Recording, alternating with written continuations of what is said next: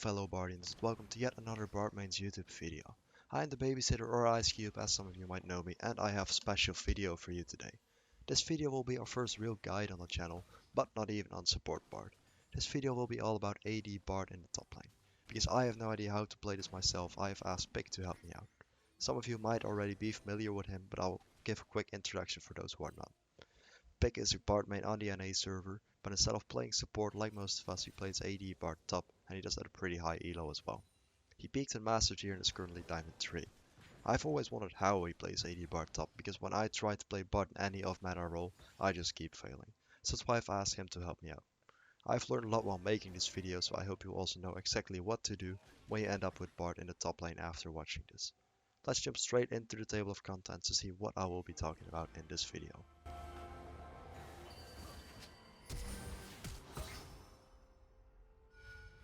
So as you can see on the screen right now, I will be covering a couple of subjects, starting off with pros and cons for AD Bard top, so you know why or why not you should be taking Bard to the top lane. Then we'll be jumping into the setup, which is basically everything you do pre-game, like runes, masteries and summoner spells, followed by the first thing you do in a game, buying an item, so I'll be talking about itemization with you, and up next will be the abilities. Now if you got all that out of the way, you can talk about how you actually play Bard top, so I'll be going over his playstyle or game strategy, followed by some matchups. That will be it for this guide, so let's get started with pros and cons. According to Picc, here are some of the pros and cons of playing Bard in the top lane. Starting off with pros. Some of you might already be experienced with Bard, so you all know that he's a lot of fun to play, which also applies to the top lane and is therefore the first pro. The second one is all the utility Bard brings to the table. You can do so much with Bard to help out your team. Even when you're behind, you can still be really useful by making good use of your abilities. Another good reason to play this is because you don't get matched up with a random helpless AD carry, but you can just do everything on your own. Then there are also some cons to taking Bard to the top lane, but not that many. One is that it can be hard to do well against all the other top lane champions, but after watching this guide, you shouldn't have any trouble anymore. Lastly, you will get a lot of flack for playing Bard top, but don't let this stop you. When Bard was just released, everyone thought he wasn't a viable support either, but look at it now. So that's it for the pros and cons. I hope this convinces you to wander to the top lane with Bard, but not until you've seen all of this video of course. Now I'll quickly continue with the setup. The setup for Bard top is just like for support Bard, mostly up to personal preference, but you can use these pages as guidelines and make some changes yourself if you feel the need to. For runes, Picc used the following page. It's a pretty standard AD page. He has 9 attack damage reds, 9 armor yellows, 9 flat magic resist blues and 3 attack damage quints. The mastery page Picc uses has 12 points in Frosty and 18 in Cunning to get Thunderlord's Decree. To see exactly what other masteries he uses, you can pause the video here for a moment. And lastly, we've got the summoner spells. The standard summoner spells for Bard top are Flash and Teleport. Flash for obvious reasons of course, and Teleport is useful so you can make plays around the map or return to lane quickly after roaming. You could also choose to go with Ignite instead of Teleport, but you don't have that much kill pressure in lane, so Teleport would usually be the better choice. Now we have covered all the stuff you need to do pre-game, it's time to continue with the things you have to do in-game. First off, items. For Picc, the first buy is always Doran's Blade and 1 potion. I've asked him why not a Doran's Shield or Corrupting Potion in tougher matchups. He said the Doran's Shield's mostly useful for tank champions as they have to sustain a lot of prolonged poke. Against a lot of champions you should be able to win pre-6 if you have a Doran's Blade, so get this to make sure you won't fall behind right away. He did mention a Corrupting Potion might work against Visual Echo, but the Blade's recommended. The second item should be a Sheen. This item gives you extra poke and will help you out a lot in lane. You should recall for this item so you get it as soon as possible to start chunking out more damage. Next time you're in base, you start getting the other components for the Triforce, but also buy your boots red this time. Picc gets himself boots of swiftness, but you could choose to go with CDR boots or maybe even Mobies if you want. Preferably get your boots before you finish the Triforce. Now you have your Doran's Blade, boots and Triforce ready, you should go for Rapid Fire Cannon and Essence Reaver. Getting Rapid Fire Cannon first is preferred, but you could also choose to get an Essence Reaver first. I'll quote Picc here. Rapid Fire Cannon if you want more bangs for your buck, Essence Reaver if you want a bigger bang for your buck. At this point it also depends on the game and items start getting situational. If you want even more damage, choose items like Maul and Infinity Edge. If you want to get tankier, get stuff like Spirit Visage, Bench's Veil, Deadman's Blade, Rhino Wind's Omen or any other tank item. Or your item slot should be filled by now, so time to go on and talk a little bit about Bard's abilities. For this section I'll start off with the skill order. If you have played Bard before, this must sound familiar to you. Start the game off with Q so you can instantly use Bard's bread and butter combo Q into meep. On level 2 you want to get W for some healing, and on level 3 you could either get E or put another point in your Q, as you probably won't need E right away and Q gives you some more poke. Now you have to max Q, then E and W afterwards. The W heal will be pretty insignificant, so you get more out of maxing E first. The most important thing you have to do is using the aforementioned combo, Q and a meep. This combo will proc your Thunderlords and Sheen if you have it. If you have the rapid fire cannon, you will also crit and this combo will hurt a lot. With E you can of course move around the map easily, but there's one portal in particular you should always be using, which is currently on screen. With this portal you can go back to lane much faster by going from Falcon to Inhibitor. For more information about the magical journey you can check out our magical journey video, which is on the screen right now. That will be it for the abilities. Let's continue and talk about game strategy. This is an important section of this guide as it will cover what you actually have to do when playing Bard top. I'll start off with laning phase. The first thing you need to do when walking to lane is to stop in a small bush between tier 1 and tier 2 towers, as shown in the video right now. You do this to make sure your first meeps spawn in a position where you can easily collect them, as meeps will always spawn close to you. Doing this, you will get a slight experience advantage over your opponent, but most importantly, you get a good lead towards your first power spike at 5 meeps. When you have collected your meeps, it's time to go to lane. In good matchups, mostly against guidable melee champions, you have to poke them out of lane with your Q meep combos. In worse matchups, like ranged poke champions, you have to safely farm it out. You won't be able to out-trade them, so try to avoid doing that. Ask your jungler for help as those champions are usually easily gankable. I'll go more in depth about matchups after this strategy part. While laning, you should always play the minion battle with your opponent. A lot of champions have abilities that can't go through a minion wave, so stay behind your minions to avoid getting hit. Also try to keep an enemy minion wave between you and your lane opponent, because you can stun them to it. You thrive in a minion wave while many other champions don't. Now a little bit about ganking. Bard's probably one of the best champions to gank for and one of the worst champions to gank against. This kit can easily lock down the enemy laner to set up for easy ganks and at the same time transport your jungler to where they need to go. It will be really hard for the lane opponent to get away from you and your jungler. When you're getting ganked, Bardr is one of the best tools in the game for escaping sticky situations. Unless you get blown up immediately, you can usually reach a wall and journey out of there. Even when they follow you, you can instantly stun them when they leave the journey. This way you will be able to escape situations other champions wouldn't have escaped.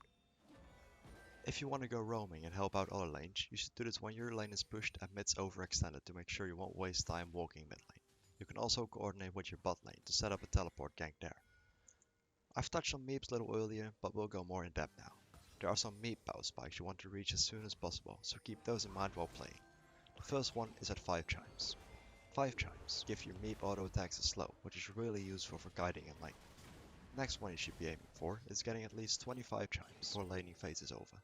This makes your meeps deal damage in the cone, which helps out a lot with wave clear and overall utility. Now you might also wonder when you're supposed to get your chimes. You have to be in lane and farm as well. Picc says you can just go get your meeps when you return to lane after recalling, or pick up the ones close to lane. This should get you to the 25 power spike before laning ends. That's it for the laning phase. Now we'll continue to the mid and late game. At this point your playstyle doesn't differ that much from support Bard. You have to be looking for picks and keep in mind that when you're fed, you can usually destroy squishies with your burst. Try to catch them with good ward coverage so you can freely take objectives around the map. Don't bother trying to split push, your utility goes to waste this way, and your team needs you to catch people with your ult. In team fights you have to keep in mind you're not a tank, so you shouldn't be in the front line. Stay with your carries in the back line and build for them. You can't melt tanks yourselves, just make sure your AD carry can. If you can find the opportunity and are fat enough, you can try to flank the enemy team and take out one of their carries before the fight even starts. This is risky, so make sure you're not getting caught yourself. Then there are a couple of power spikes you can keep in mind. Picc gave them skill relevance from 1 to 3, with 3 being the biggest power spike. The first one is at 5 chimes, then 25 chimes. Sheen, Boots of Swiftness, Triforce, Rapid Fire Cannon, and lastly, Acid Reaver, with Sheen, Triforce, and Rapid Fire Cannon being the most important. When you reach one of them, you can suddenly become a lot more powerful. Just remember that, at the end of the day, you're still playing Bard. You just deal a lot more damage than support Bard, but playstyle in the mid and late game is pretty much the same.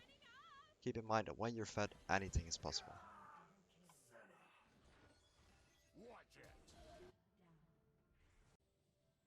The last thing we will need to cover in this guide is matchups. They are ready to dominate the top lane. We specify the matchups in different types. We have tank lanes, skill lanes, farm lanes, and turtle lanes. Starting off with the first one, tank lanes. On the screen you can now see some examples of champions which fall under the category tank lanes. Sorted from green to orange, which means easy to a little less easy. This type of lane is the easiest to win and the hardest to lose. Tanks are low threat, even if you misplay, they will be able to punish you that hard for it. They're generally easy to guide and to out-trade. Some, however, are also extremely hard to kill or even poke out a lane due to the sustain. In order to win this lane, you have to poke them and try to trade with them. They won't be able to do much in return, so repeat this until you can zone them, kill them, or force them back to base. Next type of lanes are skill lanes, which are also on the screen right now. So it's from the easiest to the hardest skill lane matchup. This category has a wide range of champions in it, from which some will be easy to snowball completely in your favor, while others seem completely 50-50 and will go in favor of the one who gets the most jungle pressure. If you see the enemy is taking Ignite, be careful as this greatly increases the threat of this champion.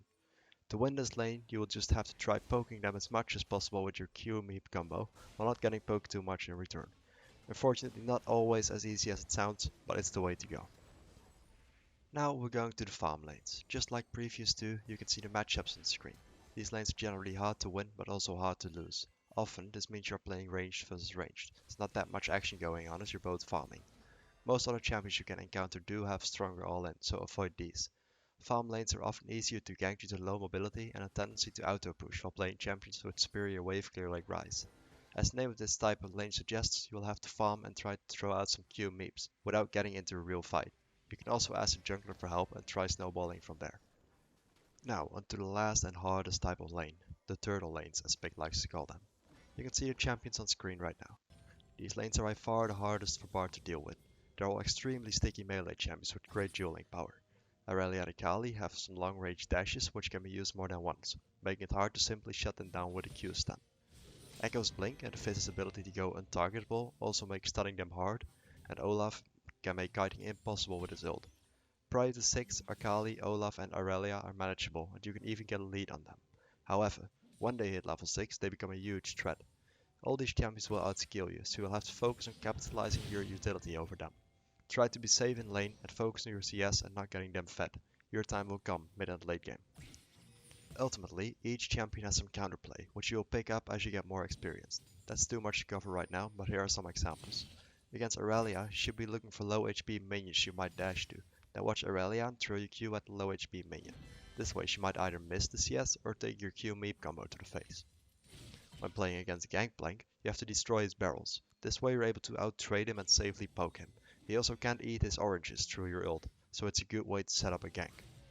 Then there's Illaoi.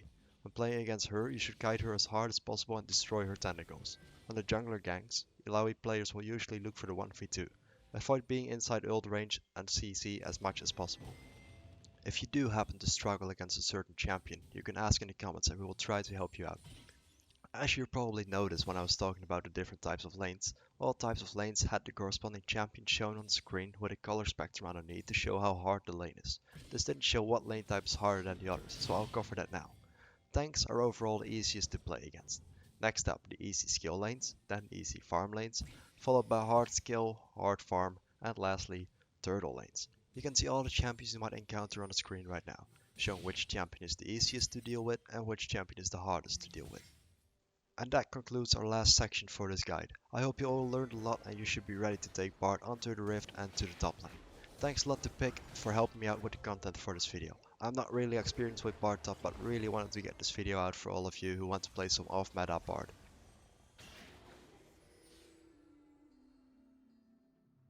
I hope you can still listen to my voice a little longer because another thing I want to add as the owner of this channel is a big thank you for all the support. I didn't know what to expect from this channel, I just wanted to make some videos for you, and now it's great to see we'll hit 1000 subscribers soon. I never thought we would get here already. Thank you so much, and we'll continue to put content out for you. Now talking about content, there's one last thing I want to say. We're still looking for some new content creators to try getting out some more videos for you. So if you are one and would like to make video for this channel, leave a comment or find a different way to contact me. I listed some in the description. Good luck and have fun in the top.